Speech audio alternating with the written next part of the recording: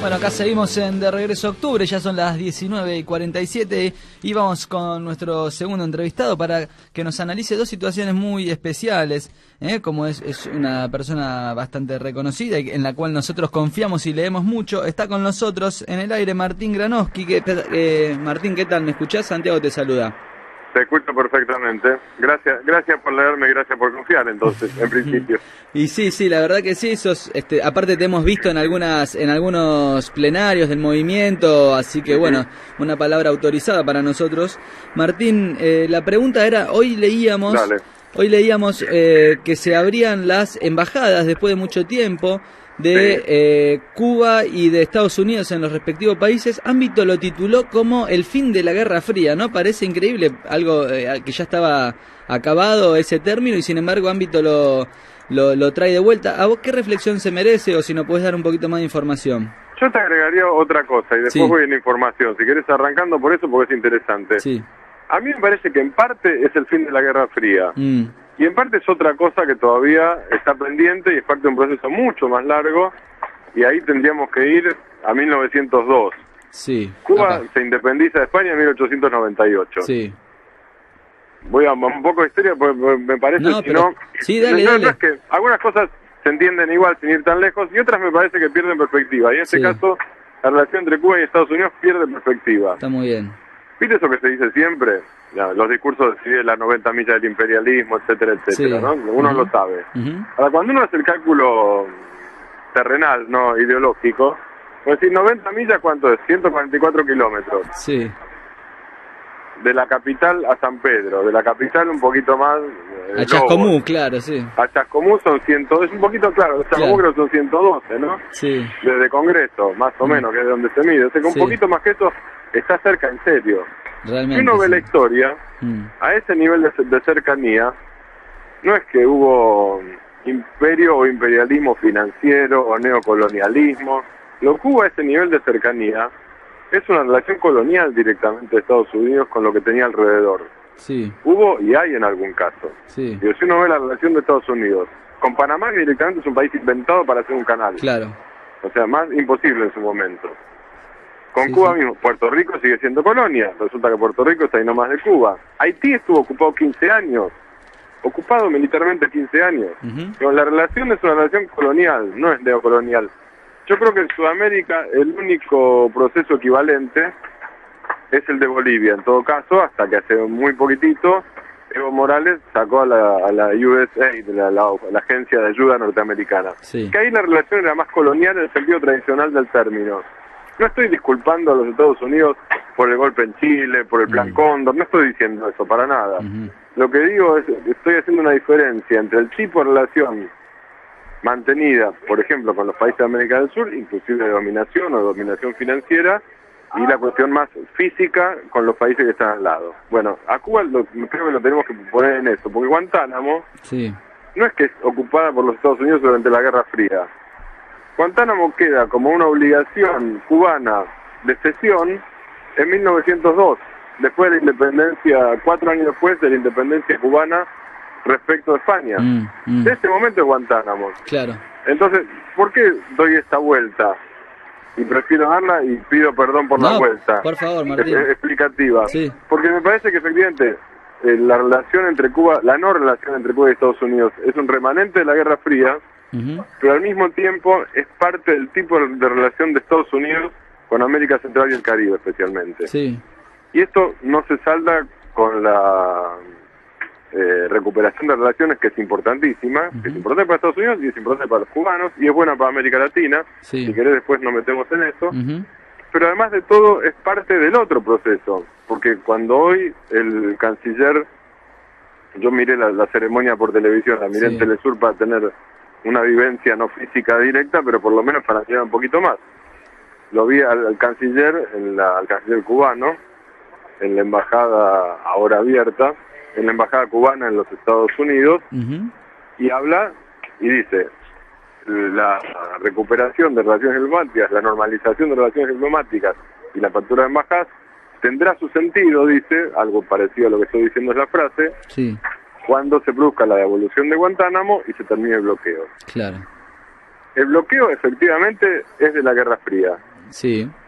Pero Guantánamo es de 1902. Claro. Y la revolución cubana es una revolución socialista y si quieren prosoviética en un momento posterior. Sí. Pero ese es un segundo y tercer momento.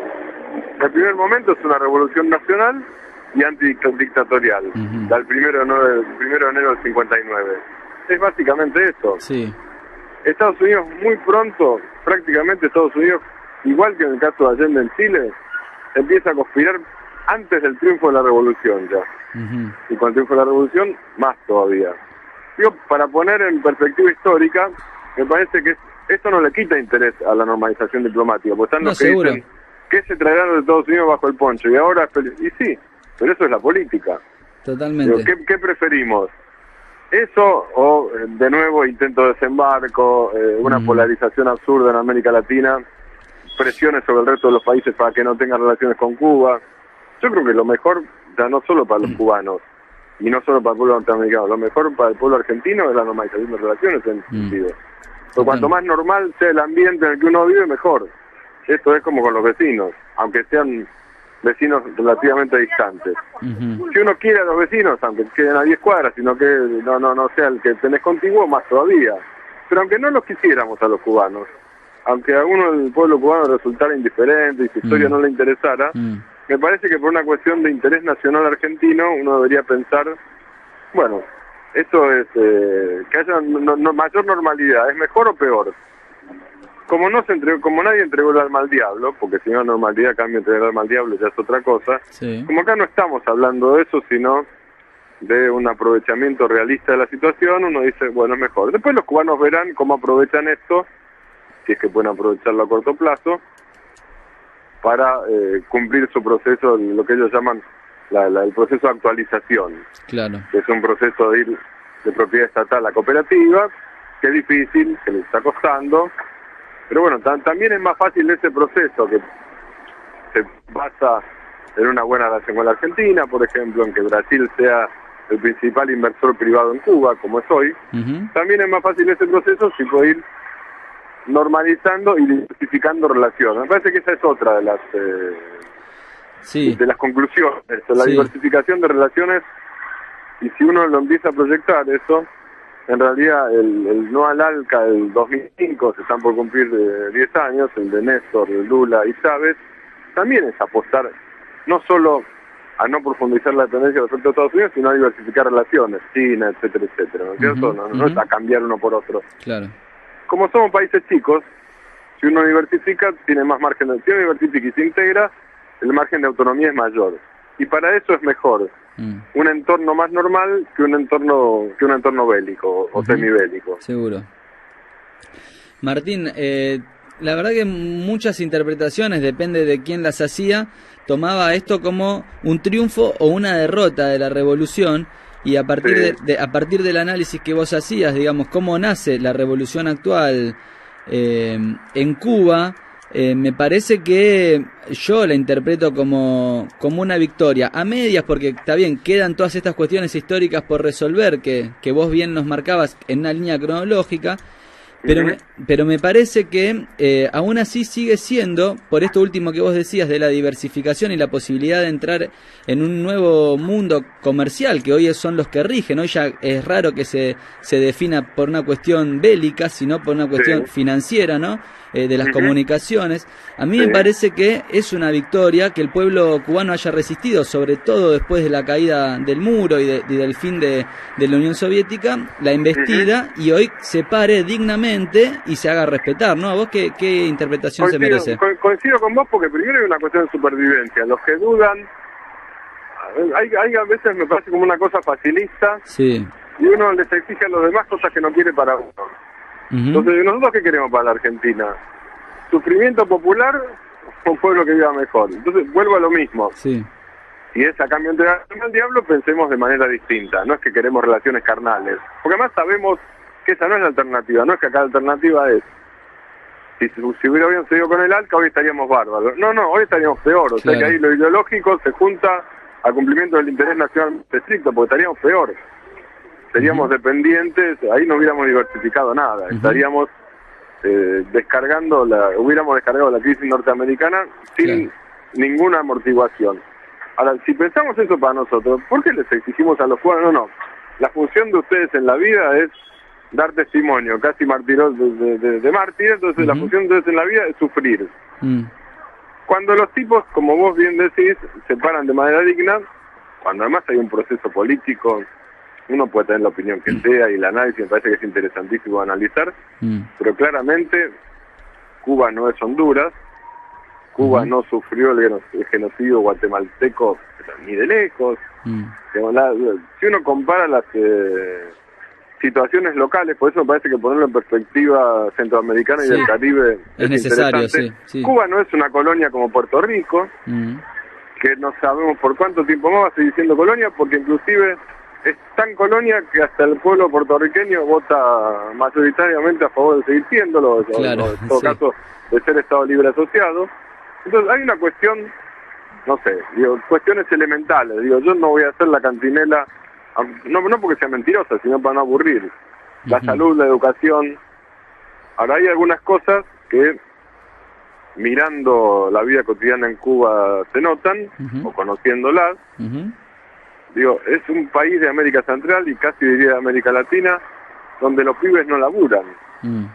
Es fuerte eso, andar por un camino de campo y no ver ni siquiera un chico trabajando, cuando hay un zafrero bastante en condiciones, no digo miserables, pero en condiciones muy humildes, y no hay un chico al lado laburando, es un nivel alto, es un mínimo alto de derechos en un continente como América Latina, sobre todo para un país que queda, insisto, cerca de Haití, cerca de República Dominicana, cerca, no digo de Panamá, pero cerca de Guatemala, de Honduras, países con sufrimientos atroces durante siglos, no solo durante años. Entonces, en esas condiciones los cubanos mantuvieron su dignidad, quieren vivir mejor, apuestan a vivir mejor, no quieren cambiar radicalmente su modelo de vida para vivir mejor, no quieren cambiar la solidaridad que ganaron por un individualismo salvaje.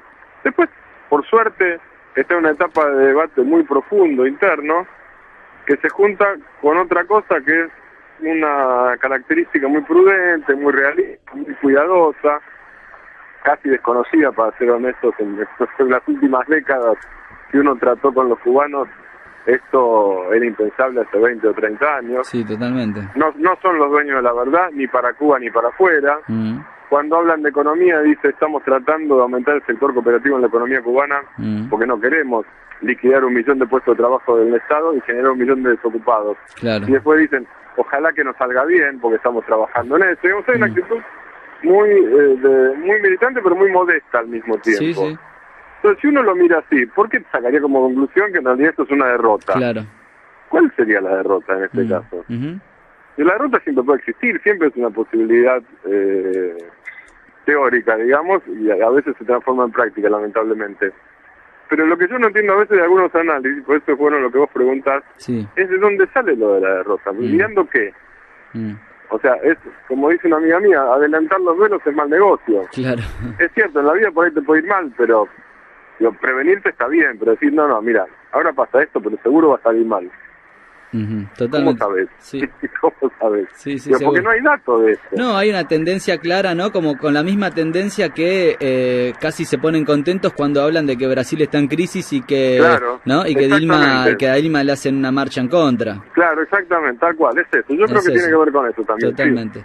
Es una mirada infantil, como si lo que hubiera cerca a vos, primero, no te interesa en términos de solidaridad o de hermandad o de con lo que sea.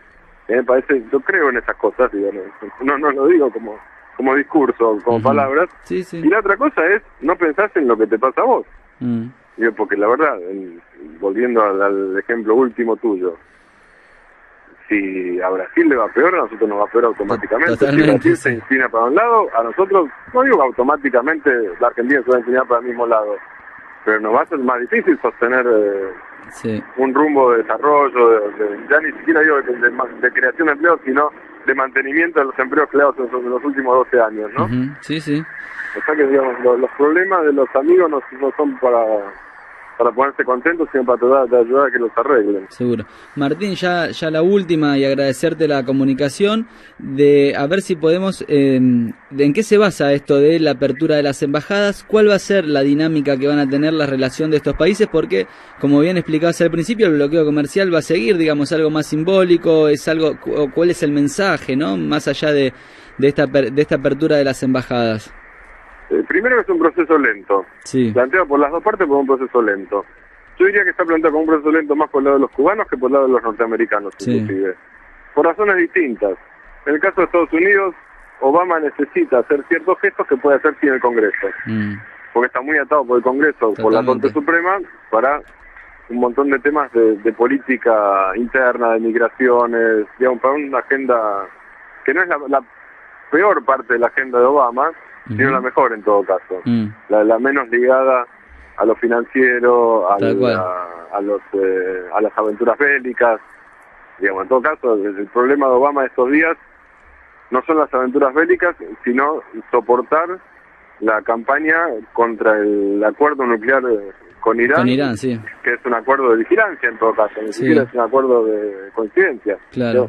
Está siendo molestado por su parte buena, digámoslo así esquemáticamente, y no por su parte mala. Me parece que lo de Cuba, en el caso norteamericano, tiene que ver con eso. En el caso cubano, tiene que ver con esto que estábamos comentando recién, con una apuesta a ganar para poder aumentar ediciones de la selección, para evitar vida tipo caída de la Unión Soviética año 1991, sabiendo que además Cuba no queda en Asia, y entonces esta cosa de tratemos de imitar el modelo vietnamita, suena lindo, pero es difícil de hacer. Entonces, lo que los cubanos quieren es no una salida administrada hacia la estampida, sino un proceso muy administrado, cuando digo administrado, digo negociado por ellos mismos, con ellos mismos, discutido por ellos mismos, con ellos mismos, para aumentar este sector cooperativo, que es uno de sus desafíos, para aumentar un sector de propiedad privada y revertir la tendencia a que haya, no sé, un pequeño restaurante que es estatal, por ejemplo, ese tipo de cosas. Pero los cubanos apuestan a ganar tiempo.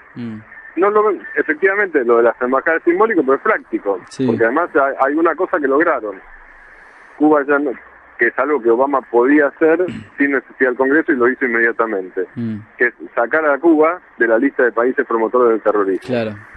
Esas cosas automáticamente tienen consecuencias comerciales, financieras, políticas, generan señales hacia terceros países. Cuba con eso ya gana. No gana el día siguiente. Pero gana el hecho de no ser marcada en cada reunión internacional por la diplomacia norteamericana en ese sentido, aunque no fuera promotora del terrorismo, no importa eso, pero el hecho de no ser marcado por la principal potencia del mundo, por la hiperpotencia, ya es una ganancia. Digamos, Cuba está ganando en eso. Y el resto es un proceso muy lento de normalización de relaciones. Insisto, los cubanos tampoco quieren más rápido. Se los ve conformes con este ritmo, y se los ve contentos con el ritmo que llevas ahora, con la posibilidad de lo plantean de manera tranquila, pero lo plantean. Raúl Castro hizo en la Cumbre de las Américas de abril esa historia que yo les contaba a ustedes, que arranca en 1902 con la Mirna Plath, lo hizo en Panamá, lo hizo delante de Obama, con un tono muy respetuoso y dejando a Obama inclusive fuera del bloqueo, pues le dijo más o menos, vos no tuviste nada que ver con eso, no tenías edad para eso, casi lo dijo en esos términos. El canciller hoy estuvo muy respetuoso también, respetuoso y todo, dijo, hay que terminar con el bloqueo. Digamos, les resulta más fácil a los cubanos influir inclusive sobre la opinión pública norteamericana con una embajada que no teniéndola.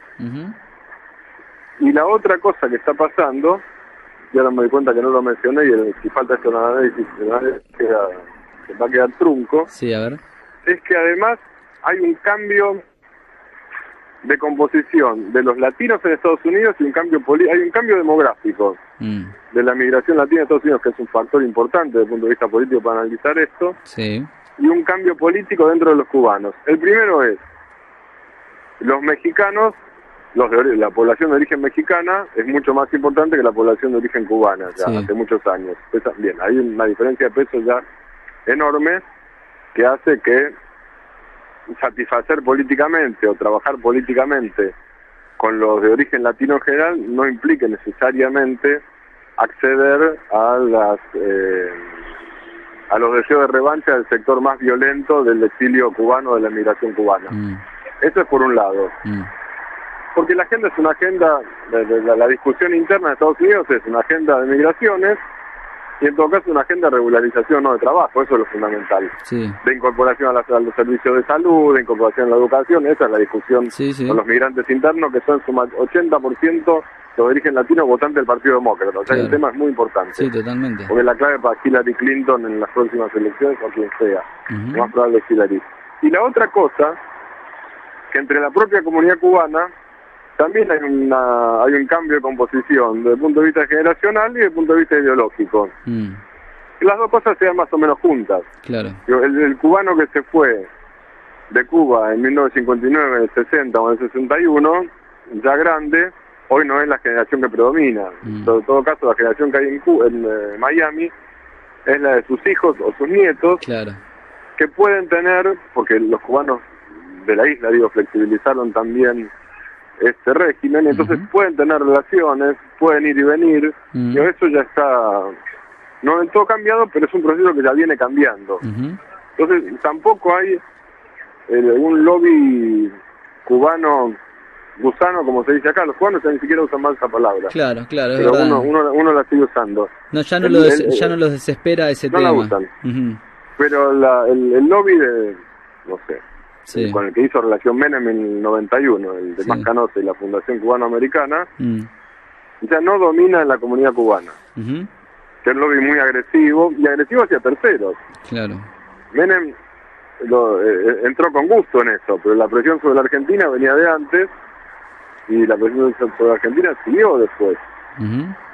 Había presión hacia terceros países, y la presión se ejercía en el Departamento de Estado, en el Departamento del Tesoro, de manera muy concreta. Si ese país, por ejemplo Argentina, no accede a votar en contra de Fidel Castro, hay que restringir el comercio de tal y tal manera, digamos.